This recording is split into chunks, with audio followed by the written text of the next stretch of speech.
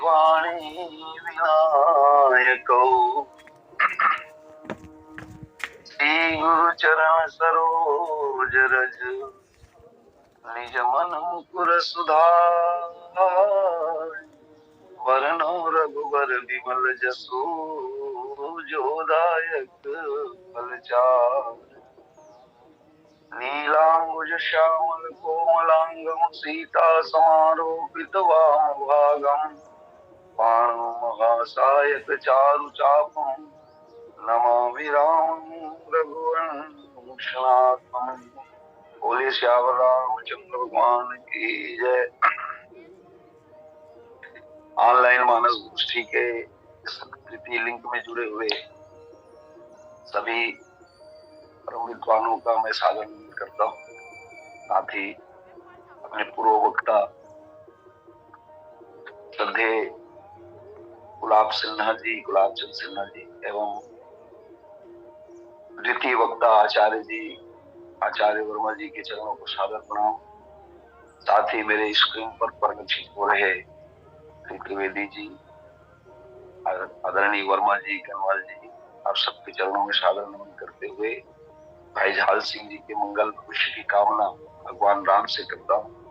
आपका जीवन मंगलमय हो। आइए इन्हीं शुभकामना शुभन्यता के साथ श्रीमद् रामचरितमानस के बालकांड की इस पावन कथा प्रसंग में चले, जहाँ बाबा तुलसी ये कहते हैं कि उदित उदयगिरि मंच पर रघुबर बाल पतंग बिकसे संत सरोज सब हर्षे लोचन भृंग सियावर रामचंद्र की जय। लगातार कार्यक्रम की वजह से गले में बहुत खराश है, इसलिए मैं क्षमा चाहूंगा। जैसे भी हो अपनी छोटी छोटी आवाज में आप सबके बीच में राम कथा परोसने का प्रयास कर रहा हूँ। उदित उदयगिरि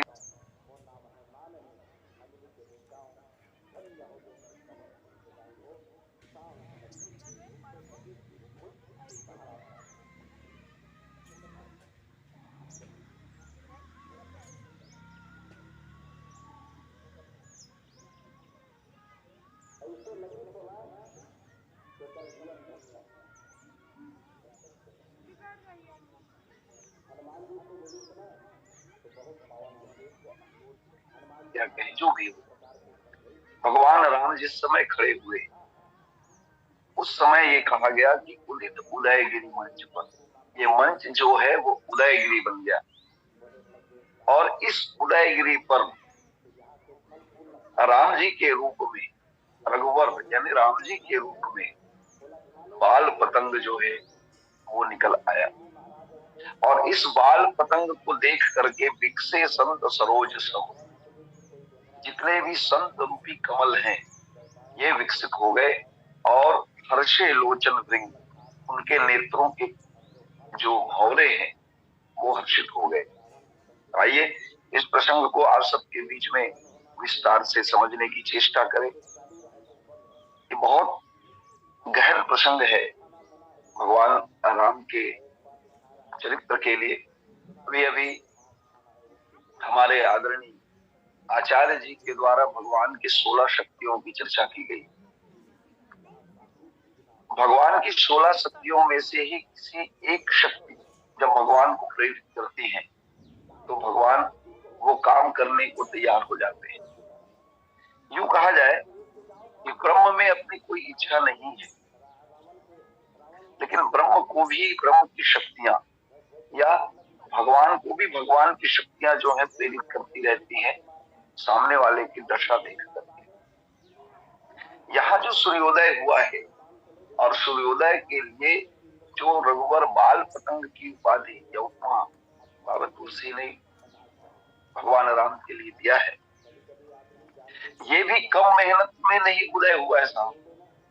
यूं तो ये कहा जाता है कि सूर्य कभी अस्त होता नहीं और सूर्य कभी निकलता नहीं।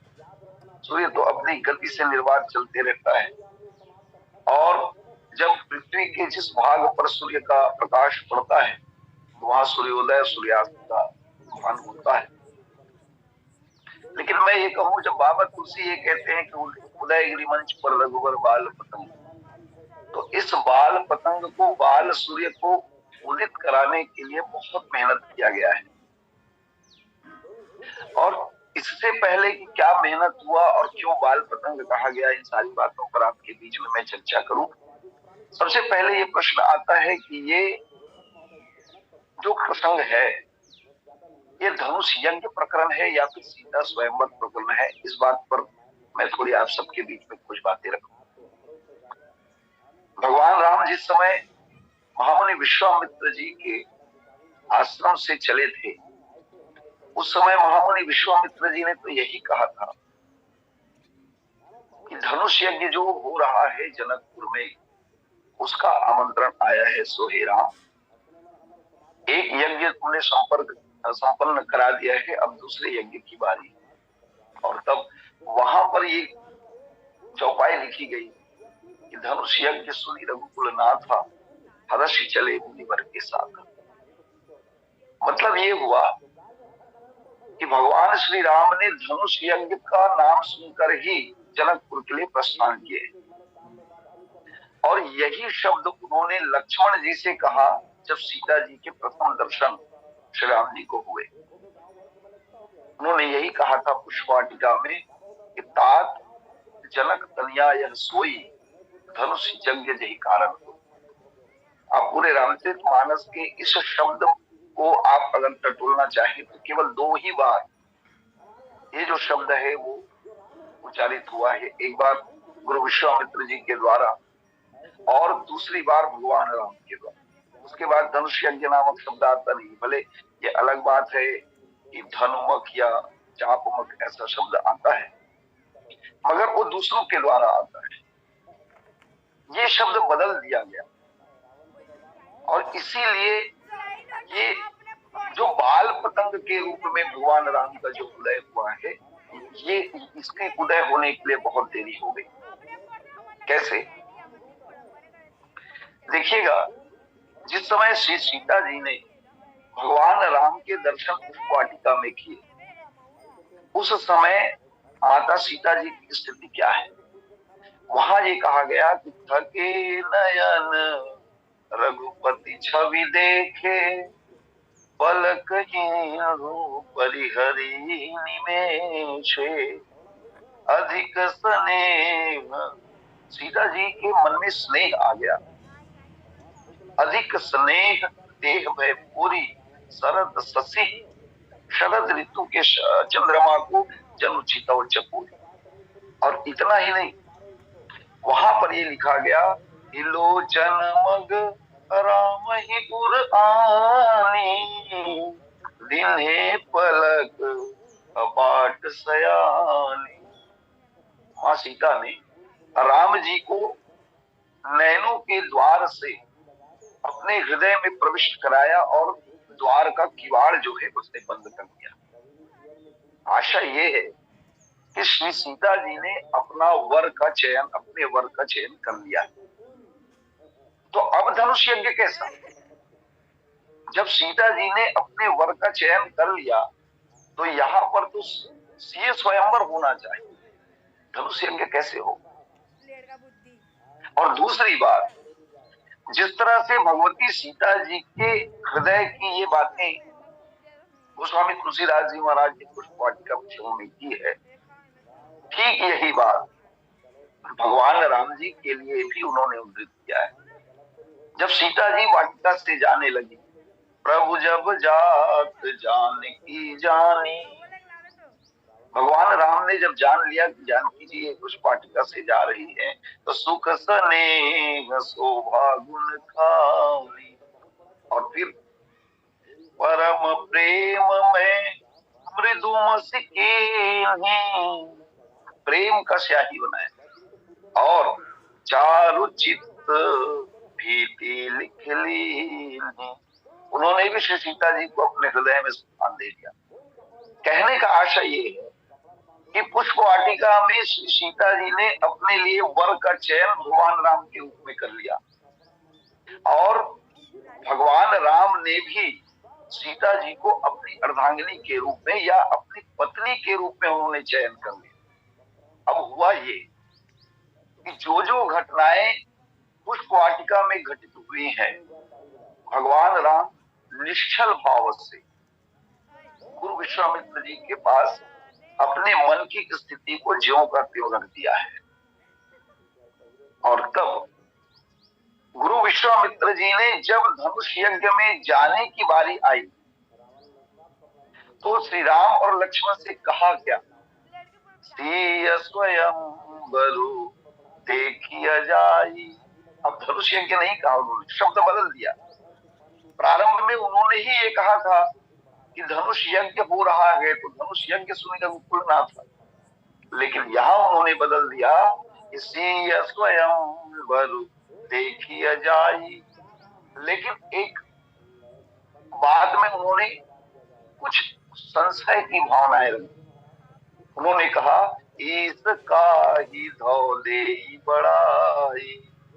देखें, अब ईश्वर किसे बड़ाई देते हैं, जबकि विश्वामित्र जी बहुत अच्छी तरह से जानते हैं कि ये जो सीता स्वयंवर है, यानी सीता जी ने जो अपने जो वर का चयन किया है वो राम जी है, और राम जी ने जो अपनी धर्मपत्नी का चयन किया है वो श्री राम जी। सीता जी ने राम जी को चयन किया और राम जी ने श्री सीता जी को चयन किया। अब उसी के बाद में ही तो ये कहा गया ना कि ये स्वयंवर देखी जाए। लखनलाल जी महाराज ने तपाक से इस बात को उठा लिया और गुरुदेव विश्वामित्र जी के बातों का जवाब देते हुए उन्होंने एक पंक्ति में ये कह दिया, लखन कहा जस भाजन सोई। लखनलाल जी ने ये कहा कि महाराज, सीता जी के पति बनने का ये जो यश है उसका तो वही भाजन होगा, नाथ कृपा तो जा पर होई। कितनी अद्भुत पंक्तियां हैं। आपकी कृपा जिस पर होगी महाराज, उसी को ये यश, ये कीर्ति मिलेगी, सीता जी के पति होने का सौभाग्य मिलेगा। तो विश्वामित्र जी की कृपा तो राम जी के ऊपर ही है। इस दृष्टिकोण से अगर ये देखा जाए तो विश्वामित्र जी और राम और लक्ष्मण जी के दृष्टिकोण से ये सीता स्वयंवर है, धनुष यज्ञ नहीं। और इसीलिए आप देखेंगे कि भगवान राम रूपी बाल सूर्य को उदित कराने के लिए कितने सारे पापड़ बेलने पड़े। एक तरफ जनक जी के रोष में सने हुए बातों को बोलने की बातें, दूसरी ओर लखनलाल जी का रोष करना जनक जी के ऊपर, और तीसरी ओर गुरु विश्वामित्र जी का राम जी को आदेश देना कि उठो राम जब पहुंचा। आप गौर करेंगे, जनक जी जैसे ज्ञानी, हालांकि ये एक पक्ष है कि कभी भी व्यक्ति का ज्ञान जो है, जीव का ज्ञान जो है, अखंड हो ही नहीं सकता।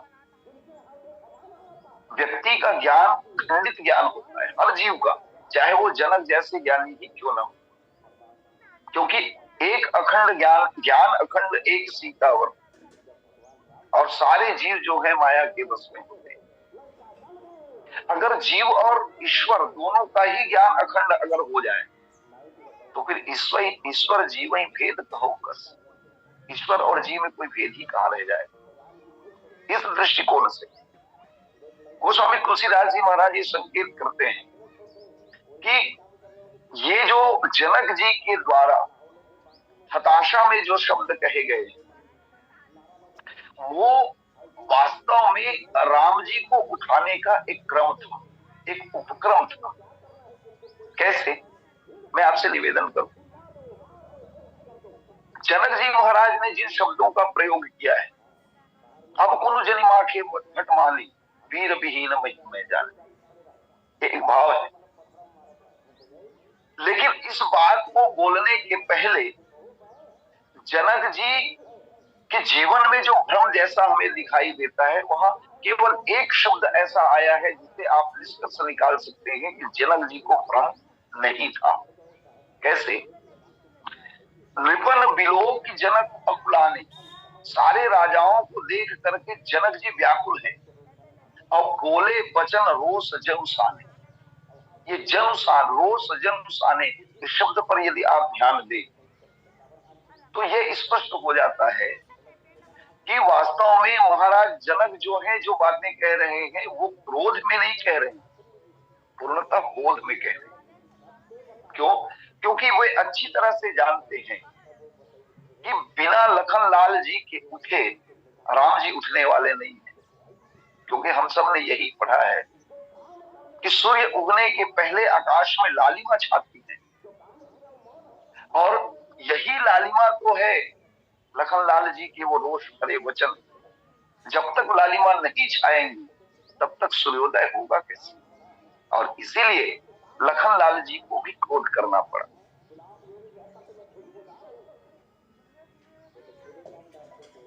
ये जो बातें हैं, क्षमा कीजिएगा ये फोन आ गया, ये जो बातें हैं जनक जी के द्वारा जो कही जा रही हैं,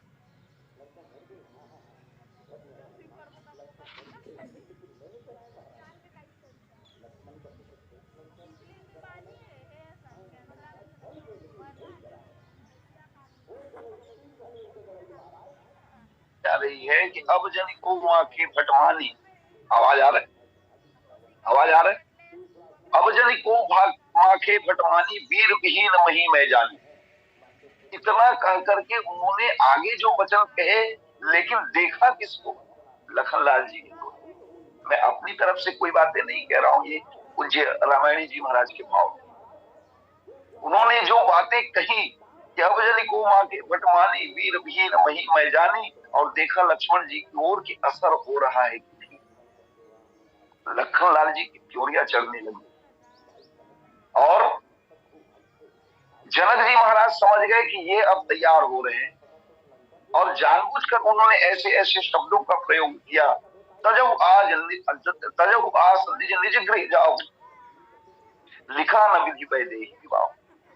जानबूझ करके उन्होंने ऐसे शब्दों का प्रयोग किया, क्योंकि जितने राजाओं के समूह थे उन्होंने सबने प्रयास कर लिया, तो केवल एक बचे, वो है श्री राम।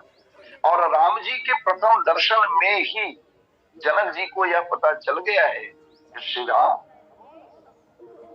कोई साधारण राजकुमार नहीं है।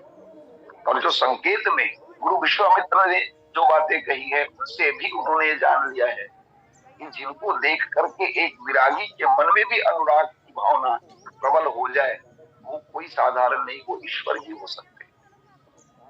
और इधर जब ये कहा कि अब जन को माखे भटमानी, तो लखनलाल जी ने यही शब्द पकड़ा, माखे लखन कुटिल वही भाव। लखनलाल जी उठ खड़े हुए, और लखनलाल जी के उठने का ही तो इंतजार। लखनलाल जी जैसे ही खड़े हुए तो उनके जो शब्द पड़े, वहां भी बड़ा अद्भुत संकेत किया गया। दोनों छत्रक दंड जीवित प्रताप बलनाथ, राम जी को ही कोल किया गया कि महाराज आपका बल पाकर के मैं तो इतना काम कर जाऊं कि इस धनुष को कमल के नाल की तरह तोड़ दूं। और असर यहां तक हुआ कि लखन सकोप वचन जे बोले, टगमगान दिग्गज डोले। भगवान राम ने संकेत किया कि लक्ष्मण जरा धीरे, क्रोध भी करो तो थोड़ा सा धीरे करो, क्योंकि ये धरती हिल रही है। भगवान राम ने कहा महाराज धरती तो हिल रही है, लेकिन जिसको हिलना चाहिए वो तो अभी तक जमे हुए हैं। कौन? आप। भगवान राम अभी तक हिल ही नहीं रहे, और जब तक आप नहीं हिलेंगे तब तक ये जो शिव धनुष है वो हिलने वाला है, तस्मत होने वाला है। और जिनसे हिलना नहीं है वो हिले बिना रह नहीं रहे। ये जो राजागण है, इनसे जो कुछ होना नहीं है वो लगातार हिले जा रहे हैं। तो ये जो लखनलाल जी की जो शब्दावली है, वास्तव में ये सूर्योदय के पहले की लाली है। ये संकेत है उस बात का कि अब सूर्योदय होना है। और उसके बाद भी जब सूर्योदय नहीं हो रहा है, तब विश्वामित्र जी महाराज जी को कहना पड़ा, उठहु राम वंजहु भव चापा, मेटहु तात जनक परितापा। जानबूझ करके शब्दावली को ऐसे तोड़ मरोड़ करके पेश किया जा रहा है विश्वामित्र जी के द्वारा कि जनक जी के परिताप का आप हरण कीजिए। जनक जी को कोई परिताप है ही नहीं। वो जानते हैं कि ये जो शक्ति मेरे घर में आई हुई है उसका स्वामी यहाँ बैठे हुए। लेकिन लौकिक जो व्यवहार की रीति है, एक विवाह तो हो ही गया है कुछ वाटिका, लौकिक व्यवहार की जो रीति है उस रीति को तो निभाना पड़ेगा जब संसार में आए हैं। तो प्रभु आप भी इसी को, जैसे अभी हमारे वर्मा जी, आदरणीय वर्मा जी कह रहे थे कि भगवान की 16 शक्तियां, तो भगवान की लीला शक्ति ने मानो भगवान को प्रेरित किया कि ये लीला में ही सही धनुष को तोड़कर विवाह तो करो। महाराज आप लीला में ही सही इनका विवाह, आपका विवाह तो होना चाहिए, तभी तो दुनिया को पता चलेगा। ये बात अलग है कि आप जानते हैं कि आपकी आद्या शक्ति है, आदि शक्ति है। लखनलाल जी जानते हैं कि श्री राम और श्री सीता जी में कोई अंतर है नहीं, विश्वामित्र जी जानते हैं, लेकिन आप 3-4 जने के जानने से होगा क्या बताइए? जानना तो पूरे दुनिया को चाहिए, जानना तो पूरे नगर निवासियों को चाहिए, तभी तो कुछ बात बने। और इतना सुनने के बाद भगवान राम की ये लीला शक्ति जो है, मानो उन्होंने भी भगवान को प्रेरित किया। तब सुनी गुरु वचन चरण सिरुनावा, हर्ष विषादन कछुर आवा। अब आड़ भय उठी सहज सुहाए, अवली जुबा मृगराज हो जाए। और तब सूर्योदय होता है। और वास्तव में लखनलाल जी अगर खड़े नहीं होते तो फिर राम जी भी खड़े नहीं होते। उसका कारण यही है, एक दृष्टिकोण से देखा जाए तो भगवान राम और लखनलाल जी के बीच में जो एक संबंध है वो डंडे और झंडे का संबंध है। अरे डंडा जब तक खड़ा नहीं होगा तो वो कीर्ति रूपी झंडा कैसे लहराएगा साहब? और इसीलिए लखनलाल जी रूपी जो डंडा है, डंडा होता है कठोर, और डंडे को कठोर होना ही पड़ेगा। लेकिन डंडा जिस कोमल वस्तु को अपने शीश पर धारण करता है वो ध्वजा, राम जी की कीर्ति पताका, झंडा खड़ा हुआ और झंडा फहराने लगा। उदित उदय गिरि मंच पर, अब रघुबर बाल पतंग, रघुबर रूपी बाल पतंग जो है ये उदित होने लगा। और जैसे ही रघुबर रूपी बाल पतंग उदित हुआ तो उसका एक रिएक्शन हुआ, विकसे संत सरोज सब से लोचन। वास्तव में ये जो रूपक दिया गया है दर्शन और साहित्य का बेजोड़ नमूना है।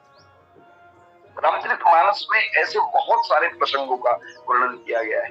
यहाँ सूर्योदय के माध्यम से प्रकृति में होने वाले जो परिवर्तन है उसका एक चित्रण प्रस्तुत होता है। लेकिन इसी में आप दर्शन के भी तत्व आपको मिलेंगे, अध्यात्म के भी तत्व आपको मिलेंगे। विकसे संत सरोज सब हर्षे लोचन वृंग।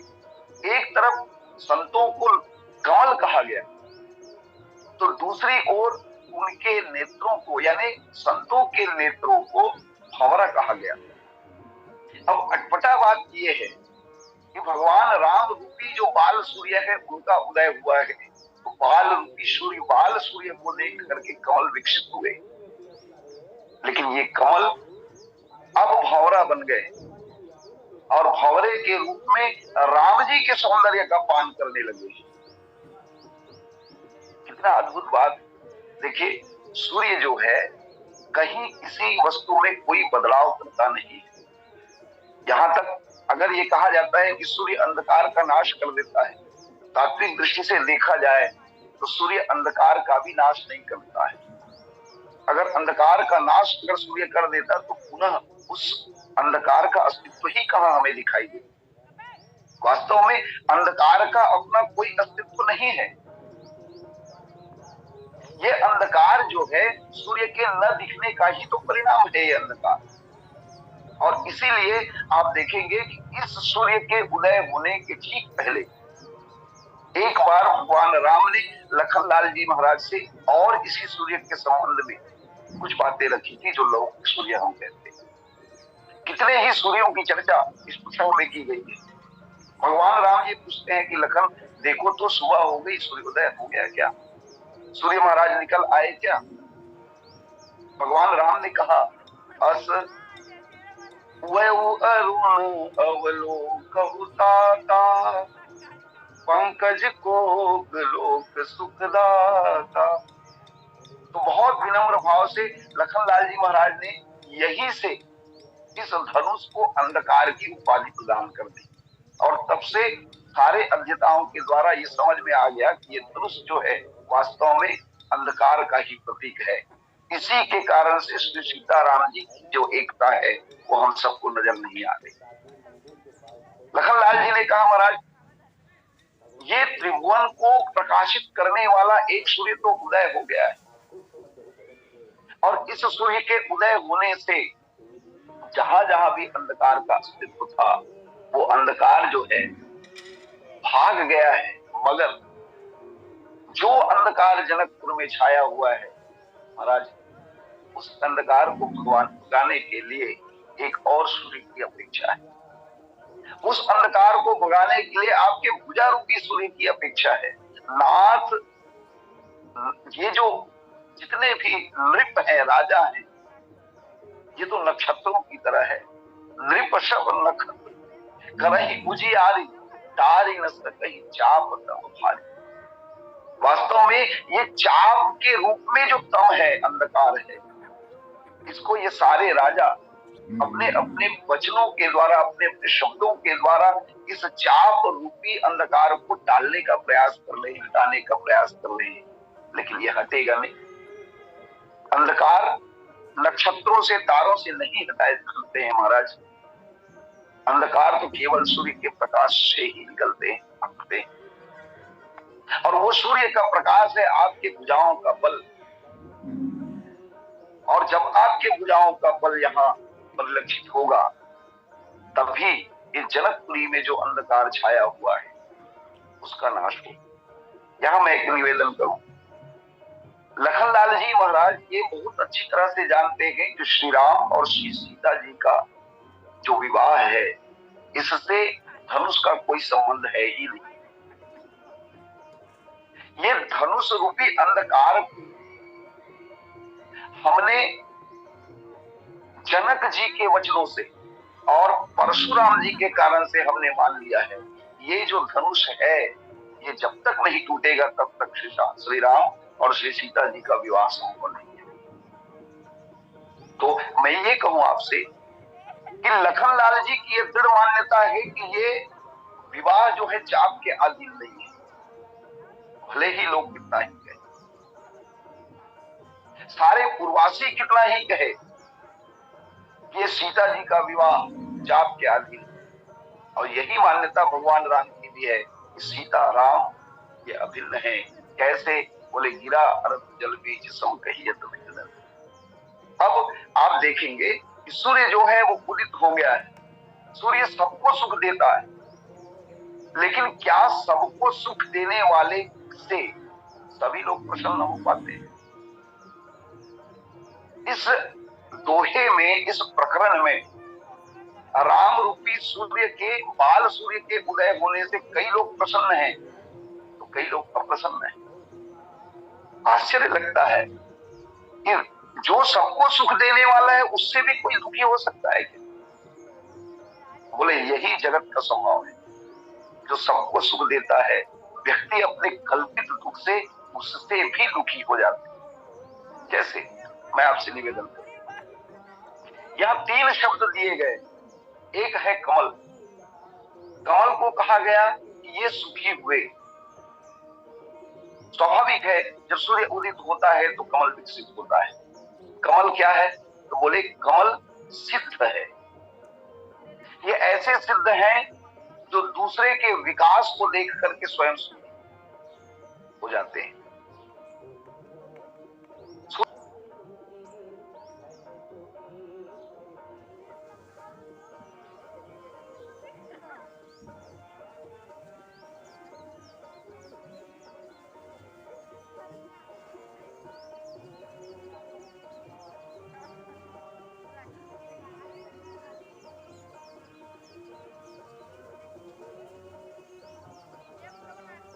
और दूसरा है चक्रवाक, क्योंकि यहाँ चक्रवाक की भी चर्चा आई थी। चक्रवाक सूर्य के उदय होने से प्रसन्न होता है। क्यों? कहा गया कि चक्रवाक जो है चंद्रमा की उपस्थिति में अपने प्रेमिका से या अपनी पत्नी से मिलन नहीं करता है, क्योंकि उनका संबंध केवल सूर्य से है। और सूर्य की उपस्थिति जो है ये चक्रवाक को बहुत प्रिय लगा। हालांकि यहाँ एक दृष्टिकोण से देखा जाए तो चक्रवाक के जीवन में स्वार्थ दिखता है, लेकिन मैं आपसे निवेदन करूं कि स्वार्थ जो है सब जगह निंदनीय नहीं है। वो स्वार्थ भी पूजनीय हो जाता है जब दूसरे के उत्कर्ष में अपना स्वार्थ, अपना सुख ढूंढ ले कोई व्यक्ति। वो स्वार्थ तब निंदनीय होता है जब अपना हित पूरा करने के लिए दूसरों को कष्ट पहुंचाया जाए। ऐसा स्वार्थ जो है समाज में निंदनीय है। लेकिन चक्रवाक का स्वार्थ जो है वास्तव में ये निंदनीय नहीं दे सकते हैं। कैसे? बोले सूर्योदय को देख करके किसी को कोई नुकसान नहीं होता, और इसी दृष्टिकोण से चक्रवाक जो है सूर्योदय से इतना प्रसन्न होता है, भले ही उसका स्वार्थ चकवी से जुड़ा हुआ हो, और वहां से जुड़ करके उन्होंने ये कह लिया, ये मान लिया, हे सूर्य नारायण आपका धन्यवाद जो आप उदित हो गए हमारे जीवन में सुखी सुख आ गए। तो ये कौन है? ये है विषयी। एक सिद्ध प्रसन्न हो गए इस बाल अरुण को देखकर, एक विषयी प्रसन्न हो गया इस बाल अरुण को देखकर, और एक है साधक जिसे भ्रमर कहा गया। भ्रमर भी सूर्योदय होने से ही प्रसन्न होता है। क्यों? बोले उसको कमल के पराग की आवश्यकता है, कमल के रस की आवश्यकता है। यहां भी आप ये कह सकते हैं ये जो भ्रमर जो है ये भी सूर्य से इसलिए प्रेम करता है कि ताकि उसके उदय होने से ये कमल जो है वो खिल जाए, और कमल जब खिलता है तो वहां से हम अपने इच्छित वस्तु हम प्राप्त कर लें। इस दृष्टिकोण से देखा जाए तो ये रस का लोभी है, और जो तृप्ति और रस का लोभी है उसके लिए एक शब्द कहा जाता है हमारे संतों के द्वारा, ये साधक है। साधक जब अपने साधना पथ पर आगे बढ़ता है तो उसे रस चाहिए, उसे तृप्ति चाहिए।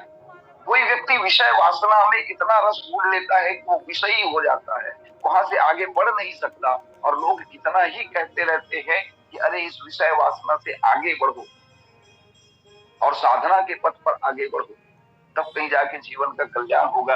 मैं विनम्र भाव से आपसे निवेदन करूं, अरे विषय वासना के रस से कोई और ज्यादा रसीला कोई चीज मिले तब तो कोई आदमी आगे बढ़े। विषय में ही जब आदमी को इतना रस प्राप्त हो रहा हो तो क्यों आगे बढ़ेगा? इसीलिए ये कहा गया कि विषयों के रस से भी कोई अगर ज्यादा रसीला है तो उस रस में आगे जब आदमी आगे बढ़ता है तो विषयी व्यक्ति जो होता है उस साधक की श्रेणी में चला जाता है। और देखिएगा विषयों के रस में व्यक्ति को सुख और दुख दोनों मिलते हैं, लेकिन साधना पथ में जो रस प्राप्त होता है, साधना में जो रस प्राप्त होता है, या ईश्वर के चरणों के राग से जो रस प्राप्त होता है, वहां कोई हानि नहीं, वहां केवल लाभ ही लाभ है। तो तीन जो है इस प्रसंग विशेष में, ये तीन जो है वो बहुत प्रसन्न है सूर्योदय होने से। इसलिए मैंने पहले ही आपसे निवेदन किया था, ये जो बाल सूर्य का जो रूपक रखा गया है ये प्रकृति में होने वाले परिवर्तन और हमारे जीवन के दर्शन का एक अद्भुत नमूना है। लेकिन आप देखेंगे कि जो सूर्य सबको प्रसन्नता बांटता है, सबको दुख सुख बांटता है, उस सूर्य से कोई दुखी भी है। इसी प्रकरण में आया इस सूर्य से तीन दुखी भी है। जब तीन सुखी है तो तीन दुखी है। तो पहला दुख किसे हुआ? तो पहला दुख जो हुआ है वो कुमुद है।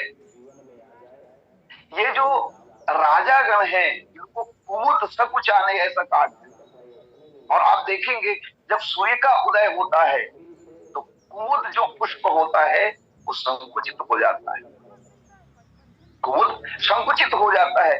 बोले क्यों? क्योंकि ये चंद्र का लोभी है, चंद्र से इनका राग है, और इसीलिए ये दुखी हो जाते हैं कि अरे चंद्र तो चला गया, अब हमारे जीवन के सुख का क्या, हमारे जीवन के राग का क्या। वास्तव में यहाँ जो राजागण आए हुए हैं ये कभी उस धनुष को तोड़ ही नहीं पाएंगे। क्यों? क्योंकि जिस शक्ति से ये धनुष टूटेगा।